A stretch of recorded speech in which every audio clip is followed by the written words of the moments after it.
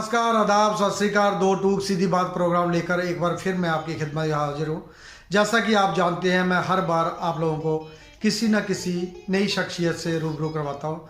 आज हमारे साथ बेहद ही ख़ास मेहमान बिमल चंद जी एक चित्रकार हैं, उन्हीं से रूबरू करवाता हूँ। नमस्कार बिमल चंद जी। नमस्कार नमस्कार। आप दो टूक सीधी बात प्रोग्राम में हमारे मंच में आए।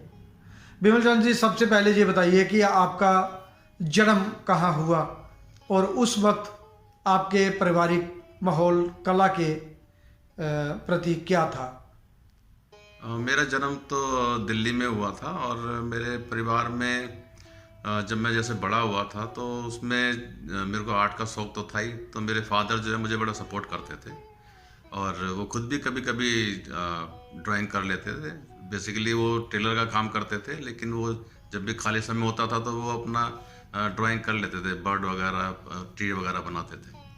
सबसे पहले ये बताइए कि आपने बीएफए अपनी और मास्टर डिग्री जो भी एजुकेशन थी आपकी कला के, वो आपने कहाँ कहाँ से की?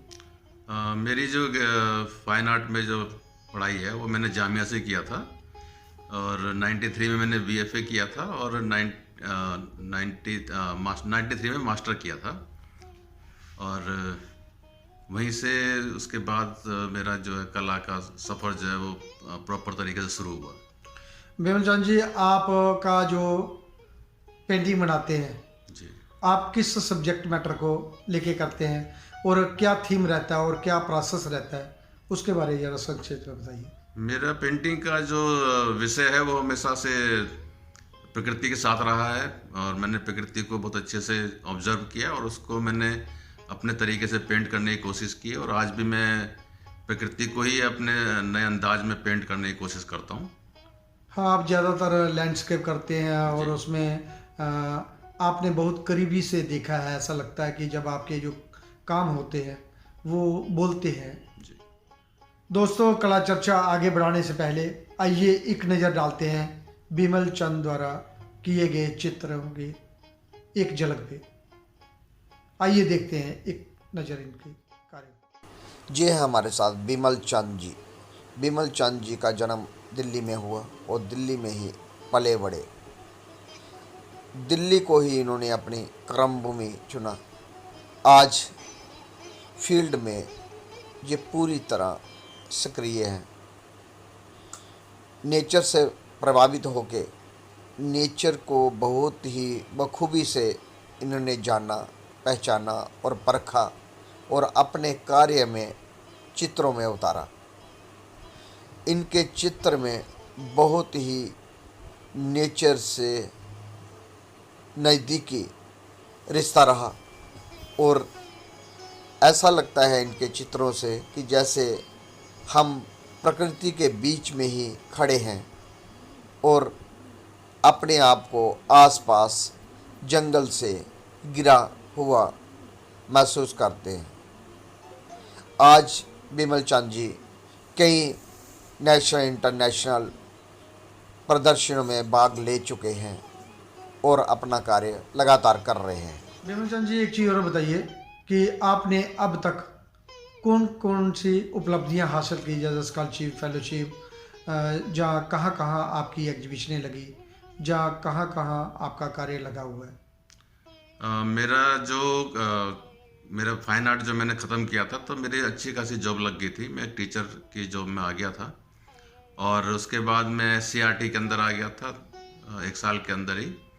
तो ऐसे मुझे स्कॉलरशिप लेने की आवश्यकता पड़ी नहीं, क्योंकि मेरा हाँ, मानना यह नौकरी भी में रहते अप्लाई भी कम कर सकता है, कुछ ऐसे भी नियम थे कुछ में। बिल्कुल। तो मेरा मानना भी ये था कि मैं क्यों अप्लाई करूं, मेरे को ज़रूरत भी नहीं है इसकी। तो जो मेरे दूसरे साथी हैं जिनको इसकी ज़रूरत है तो वो उसमें अप्लाई करेंगे तो उनको फ़ायदा होगा। तो मेरा अपना सफिशेंट था कि मैं अपनी सैलरी से अपना परिवार भी चला सकूं और अपने आर्ट का जो मेरा शौक़ है उसको भी पूरा कर सकूं। बहुत अच्छे विचार थे आपके। और आपने अभी तक काम भी कर रहे हैं उसी जी। तरह। और मैंने काफ़ी एग्जीबिशन की हैं, सोलो शो भी मैंने काफ़ी किए हैं और ग्रुप एग्जीबिशन भी मैंने काफ़ी किए हैं, नेशनल इंटरनेशनली। और काफ़ी कैंप भी किए हैं और अभी तक मेरा यही सफ़र चल रहा है और मैं अभी भी सीख रहा हूँ प्रकृति को और कितने अच्छी तरीके से देख पाऊँ और कितना उसको मैं अपने कैनवास पर लेकर आ पाऊँ। एक चीज़ और बताइए, आप कौन कौन सी टेक्निक और मीडियम का यूज़ करते हैं अपने चित्रों में? अभी तो मैं एक्रिलिक में ज़्यादा काम करता हूँ। उससे पहले जब मैं फाइन आर्ट में पढ़ता था तब मैंने ऑयल में काफ़ी काम किया था, और जब एक्रिलिक इंट्रोड्यूस हुआ था तो उसके बाद से फिर मैंने एक्रिलिक के काम काफ़ी किया, और उसमें मेरी अपनी एक अलग टेक्निक है अपना पेंट करने की, नेचर को। आज की जो नई पीढ़ी है वो बहुत सारे एक्सपेरिमेंट कर रही है, बहुत अलग अलग टेक्निक का यूज़ कर रही है कि हैंडमेड पे कम ध्यान दे रहे हैं, मैनुअल जो काम करते हैं कंप्यूटराइज का कर रहे हैं। तो क्या लगता है आपको, इससे जो कला जगत में कुछ सुधार होगा या ये कहीं क्षति पहुंचाएगा हमारे कला फील्ड में? आज के टाइम में बहुत सारे आर्टिस्ट जो हैं वो जो अभी नए नए निकल के आते हैं वो बहुत एक्सपेरिमेंट भी करते हैं, कुछ नया खोजने की कोशिश करते हैं, लेकिन बहुत ज़्यादा जिस तरह की टेक्निक आजकल इस्तेमाल करते हैं नए नए आर्टिस्ट जो हैं, वो उसमें अपने आप की स्किल नहीं होती ज़्यादा। आज जो फील्ड में काम हो रहा है जैसे कंप्यूटराइज, डिजिटल प्रिंट या जितने भी परफॉर्मिंग आर्ट, इस टाइप से कार्य हो रहा है, तो ये हमारे कला जगत को कितनी आगे ले जाएगा, इसमें आपके क्या विचार हैं? आर्टिस्ट जो भी आप आज के टाइम में काम कर रहे हैं, डिजिटल पेंटिंग भी कर रहे हैं और एब्स्ट्रैक्ट पेंटिंग भी बहुत आर्टिस्ट करते हैं, तो है तो दोनों ही अपने आप में आर्ट वर्क हैं, लेकिन समझ के साथ अगर वो काम होते हैं तो वो एक अपने आप में एक आर्ट वर्क एक अच्छा कहला सकता है। लेकिन जब हमारी समझ नहीं होती उसके अंदर तो फिर वो आर्ट वर्क जो है वो कुछ टाइम के लिए तो आर्ट वर्क रहता है, लेकिन आर्टिस्ट उसको लंबे समय तक उसको आगे नहीं बढ़ा सकता है, वो एक अपन आप में रुक जाएगा कि अब आगे क्या करे, क्योंकि एक तरह का काम जो कितनी बारी तरीके से कर सकते हैं। तो समझ होना बहुत ज़रूरी है पेंटिंग करने के लिए, चाहे आप एब्स्ट्रैक्ट करो या आप रियलिस्टिक करो या फिर आप परफॉर्मिंग आर्ट करें, कुछ भी करें, उसमें पहले आपका सब्जेक्ट मैटर क्लियर होना चाहिए। बिल्कुल। और आपकी सोच अच्छी होनी चाहिए उसके प्रति। हाँ, आर्टिस्ट की अपनी क्लैरिटी होनी चाहिए अपने पेंटिंग के लेकर, या जो भी आर्ट फॉर्म वो करता है उसके अपनी क्लैरिटी होनी चाहिए कि मुझे करना है क्या है प्रॉपर तरीके से। बिमल चंद जी, एक चीज़ और बताइए कि आप किस कलाकार से प्रभावित हैं या किस कलाकार का काम आपको अच्छा लगता है, चाहे वो आपके गुरु हो या ग्रेट आर्टिस्ट हो? मुझे तो जितने भी आर्टिस्ट हैं जो काम करते हैं, शिद्दत से काम करते हैं और सिंसियरली काम करते हैं, उन सबका काम मुझे अच्छा लगता है, चाहे वो लैंडस्केप करते हों या वो एब्स्ट्रैक्ट करते हों या वो रियलिस्टिक करते हों।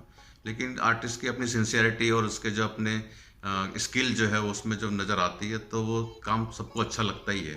तो ऐसा कुछ नहीं है कि मेरे को कोई स्पेशल कोई ऐसा कोई आर्टिस्ट है जिसका मुझे बहुत काम अच्छा लगता है, मुझे सभी आर्टिस्ट का काम बहुत अच्छा लगता है और उससे मैं सीखता भी हूँ अपने काम के लिए भी। हाँ जी, समंदर है कि जितनी गहराई में जाते जाओगे इतना और करते रहें, तो ये जिंदगी भर चलता रहेगा जब तक हमारे दम में दम है। बिल्कुल। तो आप जो हमारी नई पीढ़ी जो दूर दराज इलाकों में बैठे हैं, जहाँ कला जगत में आना चाहते हैं, जहाँ कॉलेज में एडमिशन लेना चाहते हैं, जहाँ कॉलेज में पढ़ रहे हैं, उनको आप अपने कला के माध्यम से क्या संदेश देना चाहते हैं?